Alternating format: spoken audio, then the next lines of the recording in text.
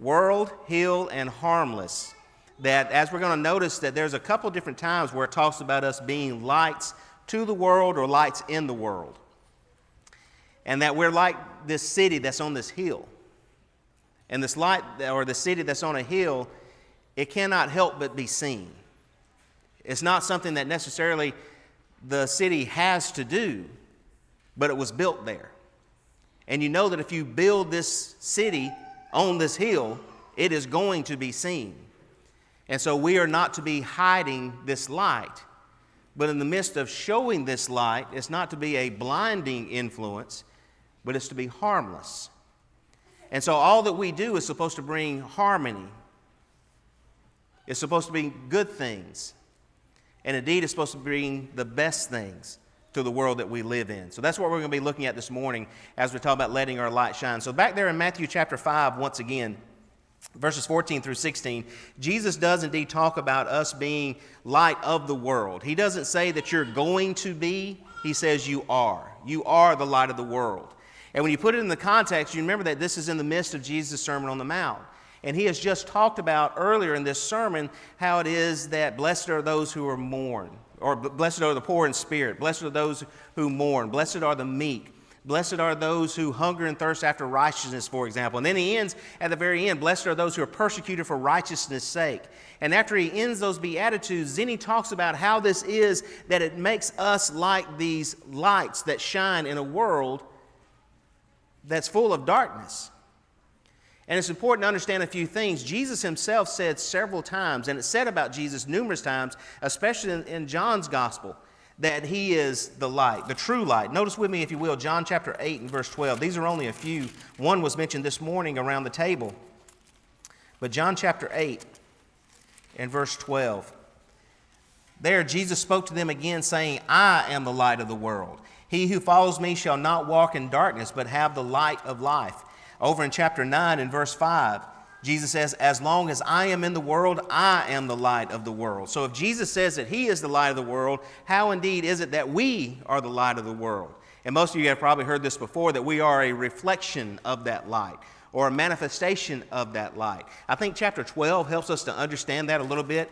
In John chapter 12 and verse 36, Jesus said that while you have the light, believe in the light, that you may become sons of light. So one of the things that Jesus points out in these verses is that he is that true light. He is the one who is showing forth the way of life to the entire world. And he is going to stand out in such a fashion that he is indeed that city that's on a hill, that people could not help but notice Jesus and the things that he was doing and the things that he taught. But as we believe in Jesus, as we follow the things that Jesus has taught, when we become his disciples, and as we've been looking at in our class, a disciple is to be like his master. The more we become like Jesus, the more we are indeed shining as those lights that we are meant to be. What's important to also understand about this, though, is that when we talk about being lights in the way that God wants us to be, he talks about doing these good works. And it's real easy for us to get caught up in a few things when we talk about being lights and being influence. One of them is this. And I noticed this a little bit in the Bible class this morning when we started talking about opinions and things that cause hardship and difficulties among brethren and arguing and fighting and things. We are very much a consumer-driven society. We're not unique in that. They were accustomed to that same way of thinking back then. If you remember, I remember when I was real young that Coca-Cola was on the market. And that if you were from the South, everything was called a Coke. If you said, I'm going to go to the store to get a Coke, you might come back with a Dr. Pepper, because everything was called a Coke. But then Coke did this thing where they said, well, we're going to come out with New Coke. And if you remember New Coke, it should have never been released in a lot of people's minds. But what it did was it caused people to choose. Do I want Coke or do I want New Coke? And then from that sprang forth all sorts of things like Diet Coke, caffeine-free Coke, and all these other types of drinks that are out there. And you can take your pick. And if you don't like one, you can go to another. Or you think about Tide.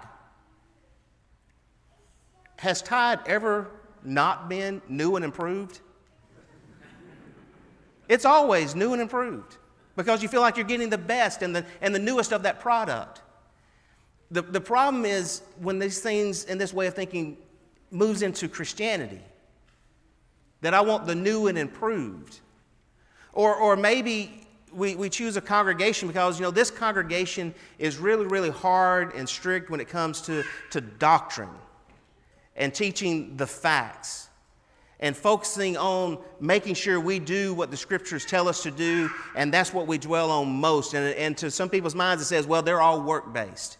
And so what they'll do is they want to go to another congregation that focuses more on grace, mercy, love. And they may not spend a lot of time when it talks about those harder, more difficult things. And so it becomes one of those competitions where which one do I like? Which one do I want? Instead of saying, what is it that God is actually teaching? Which is it that maybe I'm interested in at this particular stage of my life? We have a lot of new and young parents. And so obviously when you're going through your Bible studies and you're reading the Scriptures and we have classes and we talk about what it means to be first married or raising your children, those things are going to be particularly standing out in your mind, and there's nothing necessarily wrong with that. But if we focus our whole life on that, we miss the point of what it means to be good. Because good just means new, improved, good for the moment, good at the bare minimum. Good to get me through. Good to show me in this particular situation. Instead of, as the Bible is talking about, the concept of good. In Matthew chapter 5, when you think about Jesus in the Sermon on the Mount and some of the things that he addresses there in chapter 5, the world that he was living in, the highest standard that you could have concerning your relationship with other people in the world is love your neighbor. And that was the highest concept. But Jesus taught what was really good. Love your enemies. When it comes to the marital relationship and interactions between the sexes, the highest that people were looking at and thinking about was don't commit adultery. But Jesus taught what was actually good. Don't even look at them to lust after them within your heart. Don't kill someone. Most of society would be okay with that. Just don't kill each other. But Jesus says you have to do more than that. When it comes to your word, well, if you take an oath, then fulfill the oath. Jesus says let everything that you say be either yes or no. Don't even have to take an oath. Greeting other people. Be kind to your friends and just don't say anything at all to your enemy. And Jesus taught more than that. When we're talking about good, we're not talking about getting by with a bare minimum. We're not talking about what gets me through the immediate circumstance that I'm in. When we're talking about good, we're not talking about helping me through this particular stage of my life. When we're talking about what's good, we're not talking about what it is that's going to attract certain groups or segments of our society and people. We're talking about what is the ultimate good. That's what discipleship is all about. And so when Jesus says that you are the light of the world, he is talking about people who are poor in spirit, who the people of the world would not choose to be. No one wants to be poor. He's talking about people who have chosen to mourn over their situation that they find themselves in because they understand their relationship with God. That's not something that people choose. And that's not what some people would choose as being good. The meek, the humble, the lowly, no one wants to choose that. The persecuted, hungering and thirsting, these are not the things that people of the world would choose. But Jesus says that when you choose what is the good, that's when you become a light. Because most people are going to agree with you that you shouldn't murder, you shouldn't commit adultery, you shouldn't steal and lie and do those types of things. You shouldn't do any of those things. But see, brethren, that's not the highest good. Most religious people are going to say that, yes, we should teach these things. However, should not we focus more attention on whatever it is? That's not the good. That's a part of what may be beneficial for a particular time. And so when Jesus is talking about spending our time as understanding being lights, we're reflective of who Jesus is. And you remember that as Jesus walked about in the world, there were many people who hated him because he chose to be different and shine forth as being different from the world that he was in. And so Jesus was not one who was satisfied with just the bare minimum. As Jesus says here, you let your light so shine before men that they may see your good works, but glorify your Father in heaven. What we're talking about there is, what is the purpose behind all of it? The purpose is not about what gives you glory. The purpose is not about what gives you satisfaction. The purpose is not about what fulfills the immediate need that you might have. That is not what the good is all about. What the good is all about, and what glorifying the Father is all about, is that God receives what it is that God is looking for from you being a light. What is it that God expects from you as you walk about in this world? Those other benefits that we get that get us through the hardships and difficulties, that him being a rock in the midst of our storms and those types of things, those are all benefits of serving our God. But the purpose of us serving our God is to glorify him. When we have this consumer type idea about Christianity, that I want to get out of it what I want to get out of it, all that does is lets life define its own meaning and purpose. That whatever my situation, circumstance, whatever I'm going through, whatever's going on in the world, that defines what the meaning of life is all about. You know, you take this year and compare it to other years, there's been many things that people have looked at and saying that this is the thing that's most important right now. This is the thing that we need to focus on right now. This is the thing that's most important. And that defines life in this moment. And what happens is you end up in despair, you end up depressed, you end up angry and frustrated because your life has been boiled down to something that is temporal to define what life is all about. What the scriptures tell us in Matthew 6, verses 1 through 18, is that even when it comes to your religious service, be careful. Whenever you do your charitable deeds, don't let the charitable deed be the thing that defines you. Don't let it be something that gives you glory and gives you honor. But you do it in such a way that if it were possible, don't even let your left hand know what your right hand is doing. Hide it even from yourself if you can. Some of the discussion that was going on this morning in the Bible class that I really appreciated was the idea of the opinions that we sometimes have and how we tend to believe that our opinions are all based in doctrine. And I agree with that and I disagree with that. This is where I disagree with it. What I believe what happens a lot of times is this. We use our faith as an excuse for our opinions. That whatever it is that I'm wanting or looking for, I need to find a way to prove it. And that's not the way it's supposed to be. It's supposed to be, what does the scriptures actually say? Is it circumcision or non-circumcision? That doesn't matter one way or another. That yes, I can have some very strong beliefs, but neither one of them matter. Because God says it doesn't matter. Or God hadn't said one way or another. God says that when you do your charitable deeds, you do it so that your Father sees it, so that God sees it, so that God knows what's going on. When you pray, don't be like the hypocrites. Don't be like the ones who are using these phrases over and over and over again, thinking that that's the thing that's going to get your God to hear, because God hears you. He knows what you need even before you ask.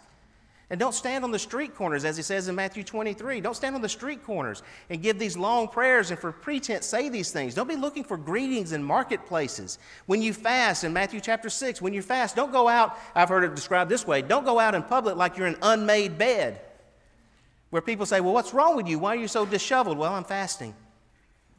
And so people can think, well, what a holy and righteous person you must be. Those are all things that will draw attention to yourself.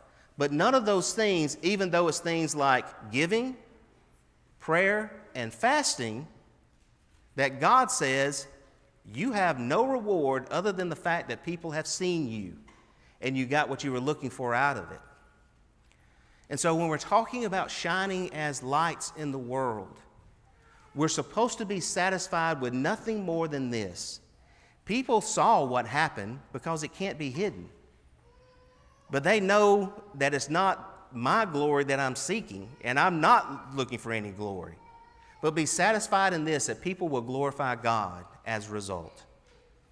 That means we have to remove ourselves from it as far as we possibly can. Because again, we are the disciple. We are not the master. We are the ones who are being taught. We are not the teacher. We are the ones who are reflections, emanations, believers and followers.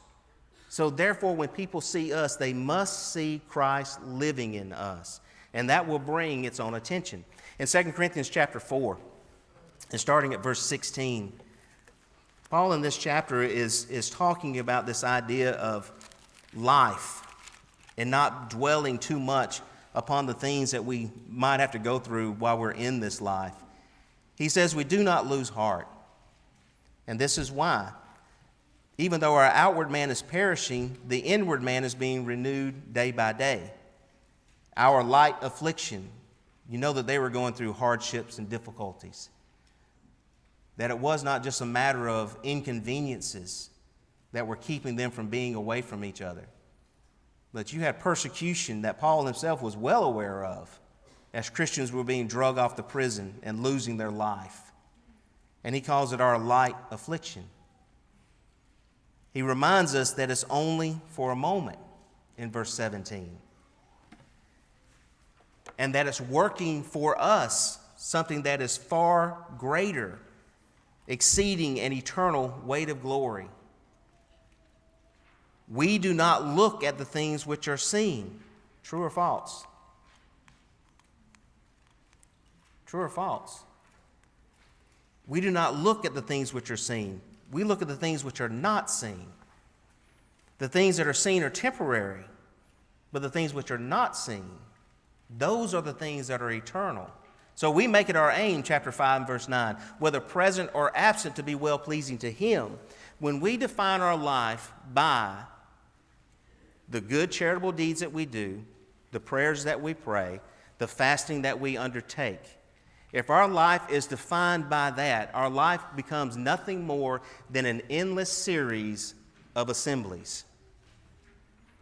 And the reason that so many people become disenchanted and tired of religion and Christianity is because for too many, this becomes all Christianity is a constant assembling. And when we do that, then we start making sure that the preaching and the Bible classes and the songs that we sing and all that we do is for the purpose of making sure you feel good about what's been done, instead of God being glorified through what we have done together. Life becomes defined by things that are nothing but temporary, inconveniences, light afflictions, things that are happening for a moment, instead of looking forward to something that is better. Brethren, these are only things that prepare us for the thing that we're looking forward to the day that we're able to do these things face to face with God. That's what it's about. And let God be glorified by all the things that we do. And so Jesus says in Matthew chapter 5, this light that you have, this light that you are, people don't set up a lamp and then hide it under a bushel. As Jim said about that song that we sing with the kids so often, hide it under a bushel, and what does it say next? No, I'm going to let it shine. We don't let Satan blow it out. We let it shine. We don't hide it under a bushel. We're supposed to let it shine. And as Jesus says here, and what he's pointing out is this: don't be ashamed of it. Don't be embarrassed by it. Don't let it be something that you're hiding. And we can hide it in a lot of different ways. We can hide it through ungodliness. We can hide it through not having an understanding of what the Scriptures say. But really what I believe Jesus is talking about here is that idea of being ashamed of it. God did not establish us as a city and place us on a hill for all the world to be able to see so that we could say to people, nothing to see here, look somewhere else. We're supposed to be seen. We're supposed to be noticed, that our God can be glorified as a result. Remember in John chapter 12, 42 and 43, that there were even among the scribes and the Pharisees, the religious elite of the day, there were many of them who believed in Jesus, but because of fear of the Pharisees or being set out of the synagogue, they did not confess him.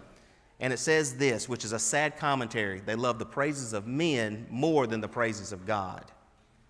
They would rather for men to praise them than for God to praise them. Rather, we do need to develop certain types of mindset that are very difficult for some of us. That we are to become all things to all men, correct? But we are to also not let anyone judge us in such a fashion that we become combative toward one another because of what the world thinks. I'm not going to become something to the world if it causes me to be at odds with my brethren. You come first before them. And so no matter what the controversy is, I'm not going to be ashamed of the relationship that we have as brethren. I'm not going to be divided from you as brethren because of what the world says we're supposed to think about, whatever it is. And every year that passes is going to give us something new. If we think 2021 is going to be any better than 2020, I don't mean to depress you, but but it doesn't matter, does it? You're still my brother and sister. We're still going to see God face to face. Some of us may get there a lot sooner than others. But I tell you what, we're going to sing God's praises together for all eternity. So I'm not going to worry about what this president or the next president says. I'm not going to worry about what this doctor or that doctor says. I'm not going to worry about what this leader or that leader of whatever the movement is saying. Because you are my brothers and sisters. Period. And I'm not going to hide that. In Acts chapter 20, verses 20 and 27, Paul, as he's about to depart and not see these brethren ever again, he talks about how it was that as he was preaching and teaching the truth, he didn't hold back anything that was good, but he was preaching and teaching from house to house and publicly. And I believe what Paul is pointing out is that I'm not saying anything different privately than I'm saying publicly. I'm not saying anything different publicly than I'm saying privately. I'm saying the same thing, and I'm doing this from house to house and publicly. So in Acts 20 and verse 27, he says that he did not hold back in declaring the whole counsel of God, not holding any of it back. There's a real danger that we go through when we think that we need to focus only on certain things, and it becomes that pet topic that we always talk about or always focus on. It's the whole counsel of God. Are there times that we need to talk about, as we said this morning, authority? Absolutely. Are there times where we need to talk about doctrinal differences between us and other people? Absolutely. Is there times when we need to talk about grace and mercy and love and forgiveness and forbearance? Absolutely. Are there times that we need to talk about church discipline and what do we do when we withdraw from people? Absolutely. But it's about the whole counsel, not just certain segments. So if we're to let our light shine, you think Paul stood out? He stands out to us, doesn't he? Because he didn't shun the whole counsel of God, but he taught all of it. Paul also, and he serves us as a good example in Philippians chapter 2 of another phrase that he uses that's very similar to Jesus's. Philippians chapter 2, these brethren that he writes to that brought him so much joy, who shared in the preaching and the teaching of the gospel and supported him even as he was in prison at this particular time. But he tells them that whether I come to see you or am absent, I may hear of your affairs. And he is so joyful over what they're all going through. He says in verse 12 that as you have always obeyed, not in my presence only, but now much more in my absence, work out your own salvation with fear and trembling. He reminds them that it is God who works in you. There's that idea of being alike. It is God who works in you both to will and to do for his good pleasure. Do all things without complaining and disputing. This is why, that you may become blameless and harmless, children of God without fault, in the midst of a crooked and perverse generation, among whom you shine as lights in the world, holding fast the word of life, so that I may rejoice in the day of Christ, that I have not run in vain or labored in vain. And then he reminds them that if I am being poured out as a drink offering on the sacrifice and service of your faith, I am glad. And I rejoice with you all. For the same reason, you also be glad and rejoice with me. One of the things that he points out is that they are to be lights of truth, holding fast the word of truth. We cannot shine as lights in the midst of a crooked and perverse generation if we're not holding forth truth. It may be one of those things that we're not talking about because we don't want to cause waves. We're not doing evil, But Paul doesn't say by not doing evil you shine as lights. Paul says by holding forth the word of truth. Holding forth the word of truth. The way that you take a candle or a light and you hold it out in front of you so that you can see where you're going. You're holding forth that word of truth. And that's the life that is given to all of men, is that light. And so in Ephesians chapter 5, also Paul says this here, Ephesians chapter 5, and starting at verse 11. Have no fellowship with the unfruitful works of darkness. He doesn't say a little. He doesn't say so long as it's not harmful. So long as people think it's innocent. If we're in the darkness, then we can, be more accepted by them. The word he uses is no. Have no fellowship with the unfruitful works of darkness. Rather, you expose them. That's one of the things that light does. Light exposes. Light shows. Light confirms. Light verifies. And what it verifies here is that their works are done in darkness, and it's shameful to even speak of the things that they do in secret. But all things are exposed and made manifest by the light. For whatever makes manifest is light.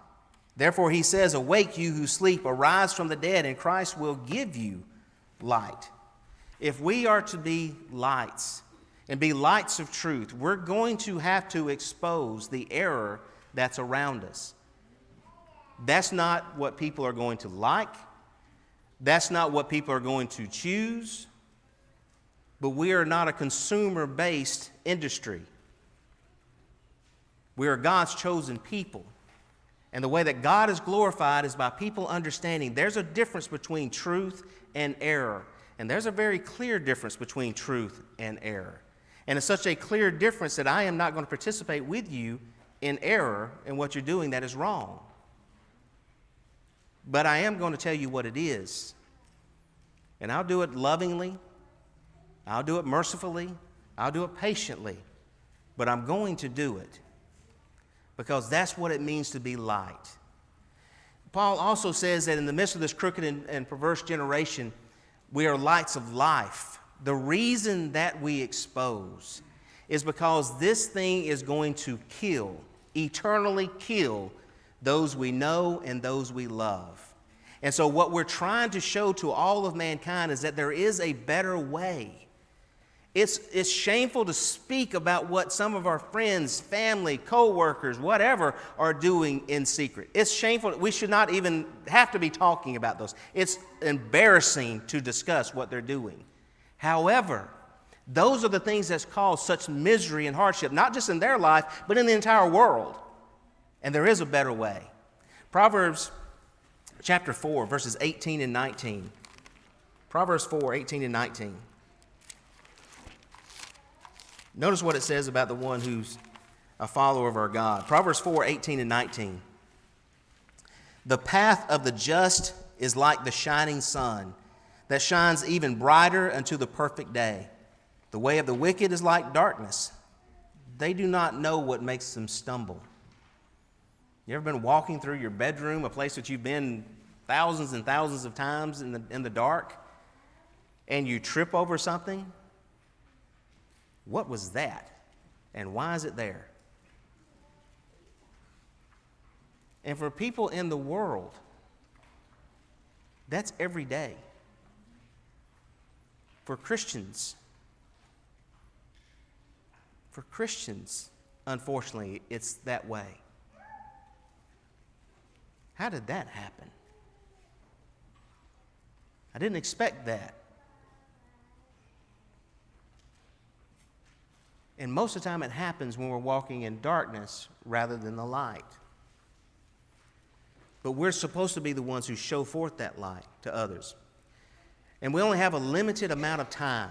Luke 16 is the parable or the story or the incident, whichever one you want to hold to, with the rich man and Lazarus. This rich man dies and he's buried, and being in torments, he lifts up his eyes. And he's tormented by these flames, but he's worried about his brothers who are still in the world. And he wants Lazarus to be sent back so that he can tell his brothers, don't come here. And he has to be reminded. He has to be reminded that they have the words that they need. But this man's influence, whether sending himself or sending someone else, that time of influence is gone. We can only shine as lights of life so long as we are living. There's an imperative on it. There's a limited amount of time. We need to take advantage of the time that we have. There's some people, as was mentioned this morning, that maybe we only see during certain times of the year. There are certain times of the year where people are going through hardships. There are certain incidents that happen in people's life where we have that amount of time and we need to take advantage of it. So we're supposed to be letting our light shine at all times so that people will see that there is something better, something more. Because when life is over, that opportunity is gone and we're not going to have it any longer. So take advantage of it while you have that chance. Also, disciples should be lights of joy. Paul says that he has joy with the brethren there in Philippi. But he also says that even if he is going to die on the sacrifice of preaching and teaching to them, if that's what brings him death, Paul says, I'm going to rejoice about that thing. And he says, you be glad about it as well. That's a totally different view of the world than many people have. Back in Isaiah 50, when we talked about the servant songs that are found there in Isaiah, one of the ones was Isaiah chapter 50.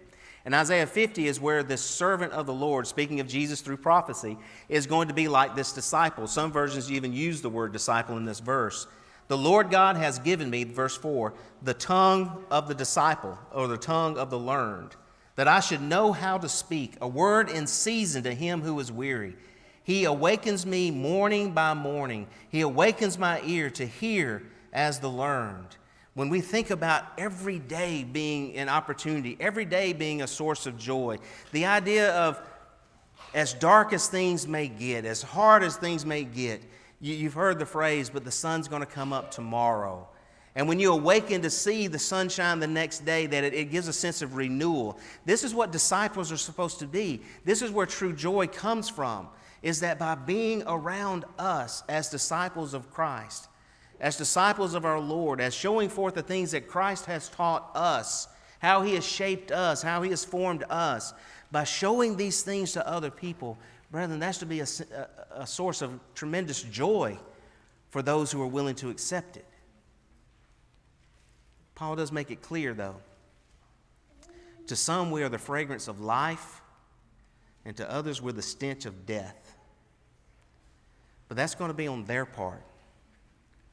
But for us, brethren, let us always shine forth as lights. So the question I'm going to leave with you this morning is this one, is how brightly is your light shining? I know from the brethren here that many of you are shining very brightly, and that it's extremely clear who it is that you follow, who it is that you believe. It may also be this morning that there's someone in the audience that you've not yet obeyed the gospel and that you would like to be a Christian so that you can be one of these lights that is talked about. It is the greatest joy to know that we're reflecting the image of our Savior to a world that needs it so badly. That's who we should endeavor to be.